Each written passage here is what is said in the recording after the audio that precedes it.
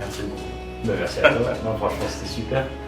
Alors bonjour, je suis Alexis Papon. J'ai en charge la mise en application de la stratégie RSE du groupe Elior sur tout le périmètre France, sur toutes nos activités de restauration.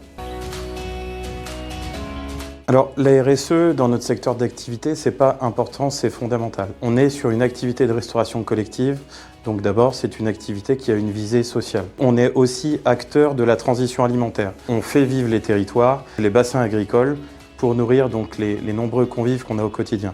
Et je terminerai par l'aspect économique. Les enjeux sont également forts. Réduire le gaspillage alimentaire notamment est une variable qui permet de dégager de l'argent pour nourrir au mieux nos convives. Et à ce titre-là, les trois piliers de la RSE que sont l'environnement, le social et l'économie sont pleinement réunis dans notre secteur d'activité.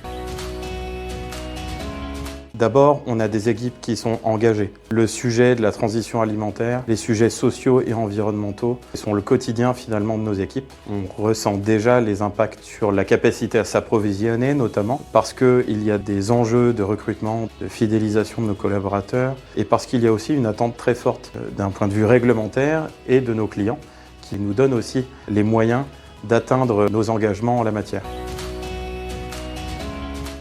J'ai pas vraiment eu besoin de convaincre ma direction. Déjà, les valeurs portées et la philosophie de la RSE sont compris et sont portées par notre direction. En ceci qu'il en va de la survie de notre activité. Et finalement, la restauration collective est au cœur des enjeux sociaux du pays et au cœur des enjeux de transition alimentaire. Et à ce titre-là, cette activité doit s'adapter pour perdurer.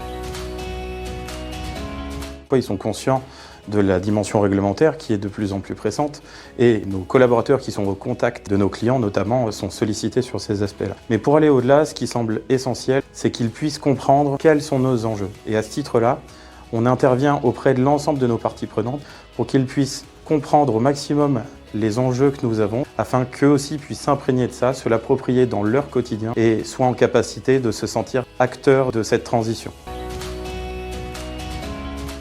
C'est fondamental pour pouvoir faire infuser les sujets. On peut porter des messages dans les grandes lignes, et néanmoins pour que nos collaborateurs se sentent acteurs, il faut nécessairement qu'on puisse les outiller pour qu'eux aient aussi les moyens d'agir dans leur quotidien au sein de leur métier.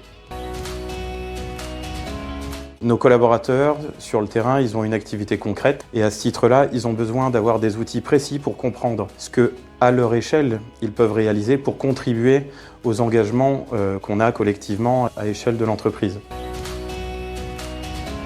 Ça s'adapte à chaque restaurant de manière un peu différente, suivant l'environnement contractuel avec notre client, la relation partenariale qu'on a, l'appétence des équipes pour ce sujet. Ce qui semble important à chaque fois, c'est de pouvoir inviter les équipes sur site à faire l'état des lieux, de leur état d'avancement et de compréhension sur les sujets-là, pour qu'ils puissent se fixer des objectifs qui soient cohérents. À échelle locale, infuser donc cette stratégie, ça nous permet forcément d'avoir une cohérence globale sur l'ensemble des régions. Cela permet de montrer un chemin commun et surtout de montrer les outils qui sont à disposition pour atteindre les objectifs qu'on s'est fixés. Notamment avec la création d'un réseau d'ambassadeurs présents au cœur de nos directions régionales afin de pouvoir être garant de cette cohérence à une échelle plus territoriale. C'est aussi donner les moyens à ce réseau-là de pouvoir agir en leur donnant accès à l'ACA, qui est un outil qui nous permet d'avoir cette relation pratique entre les activités du siège et du terrain.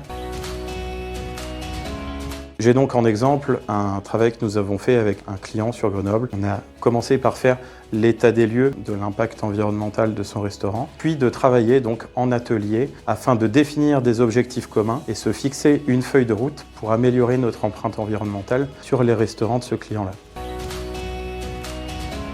On a fait participer en partenariat Elior et notre client à un atelier d'automne pour qu'on puisse ensemble comprendre quels étaient les enjeux et surtout les actions qu'on pouvait mettre en œuvre à échelle de nos restaurants pour pouvoir atteindre les objectifs de réduire l'empreinte carbone individuelle des Français à hauteur de 2 tonnes à horizon 2050. L'essentiel est pour moi de pouvoir diffuser au maximum les informations qui relèvent du pourquoi. Que ce soit auprès d'une direction ou auprès d'un opérateur qui est sur site, ces deux personnes-là ont besoin de comprendre pourquoi il est essentiel d'aller sur cette transition-là pour ensuite se mettre en marche, prendre des décisions et être acteur de cela au quotidien. Et ça va se traduire sous un angle de gestion, d'économie, etc. chez un dirigeant. Et chez un opérateur, ça peut se traduire avec des actions très simples, avec le sentiment d'appartenance, avec le fait de faire les choses avec du sens. Merci beaucoup. Merci à toi.